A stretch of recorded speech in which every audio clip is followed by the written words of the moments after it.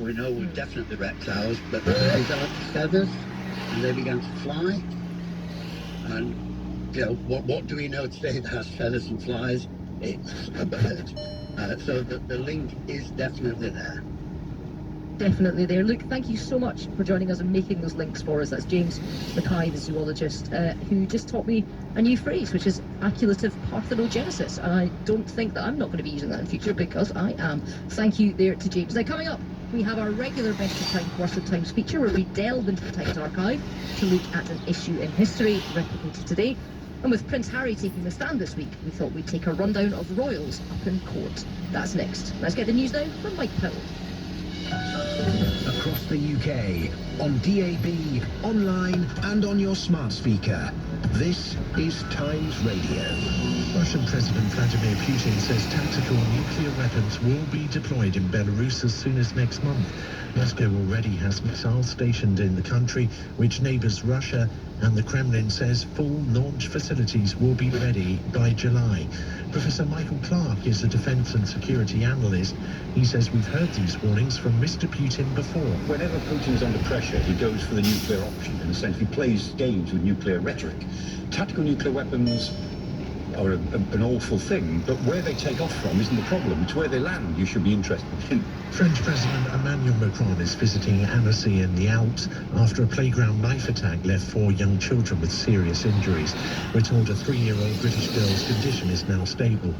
A 16-year-old boy is in custody after 3 people were seriously injured at a school in Devon. 2 of them are pupils of Blundells in Tiverton. Shadow Minister and Enfield Southgate MP Bambos Shalabongos has been suspended from the Labour Party. An investigation is underway after a complaint about his conduct. He says he's cooperating fully. Today's weather, a dry, sunny Friday, but the risk of a few heavy showers across southwest England. Feeling warm in the sunshine, highs ranging between 17 in northeast Scotland to 26 Celsius in London and the southeast. Time for the sport now with Nick Ellaby. Good afternoon. Ahead of the Ashes cricket, England Test vice-captain Ollie Popes told us he's ready to step up as leader if Ben Stokes is injured. A chronic knee injury means Stokes has to manage his workload. There was some good news today though, as the all-rounder was seen bowling in the nets at full speed. Ollie Pope also says the last Ashes in Australia, where he averaged just 11 with the bat, was a turning point in his career. Sort of shot me back down to earth a little bit. It was a tough series. I don't see a very good side out there, but I feel like I didn't give my best account of myself. Tried to sort of tinker with my technique too much during the series, and probably let the sort of occasion of an Ashes get to me a bit too much. Was too focused on everything, not just the small, simple things. So I think that's probably my big learning point. And yeah, like I said, I feel like I'm a better cricketer than I used to be. Hopefully ready to deal with this challenge. Phil Neville will join the coaching staff of the Canada men's football team. Former Manchester United defender was sacked as manager of MLS side Inter Miami last week. Neville, who had a spell in charge of England's women before Serena Vigman's appointment, will work with Canada through this summer's CONCACAF Nations League finals in Las Vegas. Another former Manchester United man, former England goalkeeper Ben Foster, has signed a new 1-year contract with Wrexham following the club's return to the Football League. The 40-year-old Foster was tilted out of retirement in March to become a part of co-owners Ryan Reynolds and Rob McElhenney's ambitious plans for the Welsh club. And the British Olympic Association has announced the woman who was Britain's oldest living Olympian died in May at the age of 100. Edna Child competed at diving in the London Games in 1948. She won European bronze in 1938 at the age of just 15, before her career was put on hold to join the army. On her return, Child finished 6th in London in 48 and then won gold at the British Empire Games, now the Commonwealth Games, in 1950.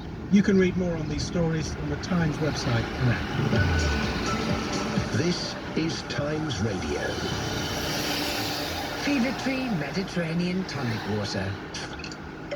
Made with zesty lemon thyme from a small family farm in Provence and essential oils from herbs that grow in the Mediterranean sunshine.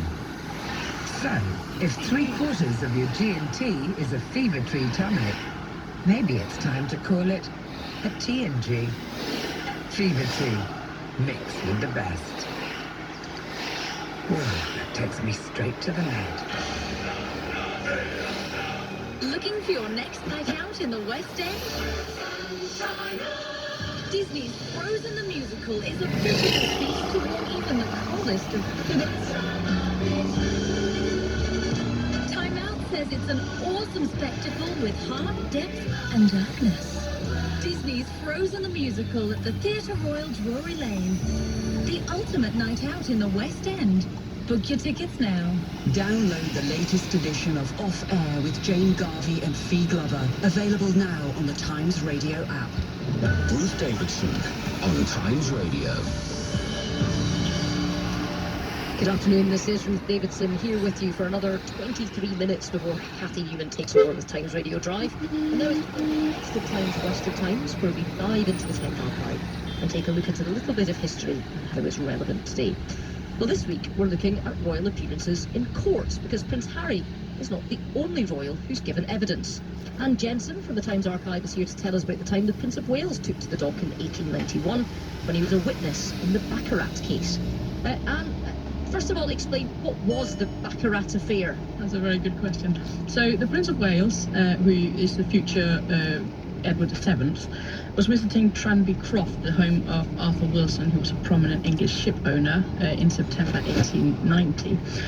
Amongst the party was also some advisors to the Prince of Wales and Sir William Gordon Cumming, a friend of the Prince. Now, on the first night, it was quite common, they would play cards. They played the game of Baccarat. And one of the Wilson family members thought he saw Gordon Cumming illegally adding to his stake, so basically cheating. And the family agreed to watch Gordon Cumming the following evening to see if he was, doing it again, and he again acted in quite a suspicious manner. Now, the family members, aware that this could be a scandal for the Prince of Wales, sought the advice of the royal advisors, who, with the agreement of the Prince, confronted Gordon Cumming and made him sign a document that declared that he would never again play cards in exchange for the silence of the other guests.